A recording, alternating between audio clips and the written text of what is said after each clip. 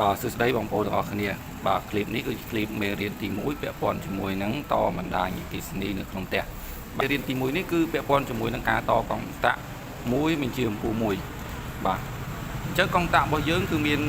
សម្រាប់កុងតាក់ចុច1គឺវាមានជើងតែ2ទេណាបងប្អូនហ្នឹងហើយជើង2ប៉ុន្តែក្នុងចំណោមជើង2ហ្នឹងវាអត់ប្រកាន់ជើងចូលជើងចេញទេបាទអត់ប្រកាន់ជើងចូលជើងចេញទេ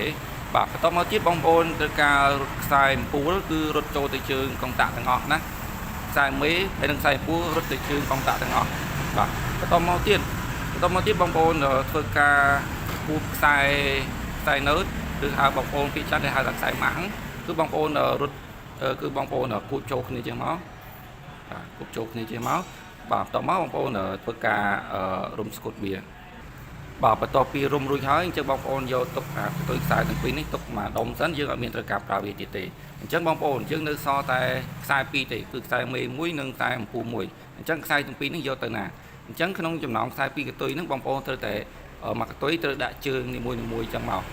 តែសូមបញ្ជាក់ថាជើងមួយណាដាក់ខ្សែដែលចេញពី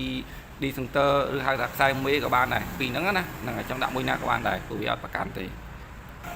បាទនេះបងប្អូនគឺខ្ញុំបានដាក់ចូលរួចហើយអញ្ចឹងការងារបន្ទាប់គឺយើងធ្វើការតេស្តវាតើវាភ្លឺទេអត់ចឹងណាហ្នឹងហើយបាទបងប្អូនឥឡូវនេះខ្ញុំបានបញ្ចូលភ្លើងរួចហើយអញ្ចឹងយើងធ្វើការបើក D-center បាទតបមកយើងចាប់តាមបើកវាបាទដំណើរការហើយបាទអូខេដំណើរការអ្វីដែលចុងក្រោយគឺអ្វីដែលខ្ញុំចង់បញ្ជាក់គឺសម្រាប់បងប្អូនតកតងជាមួយនឹង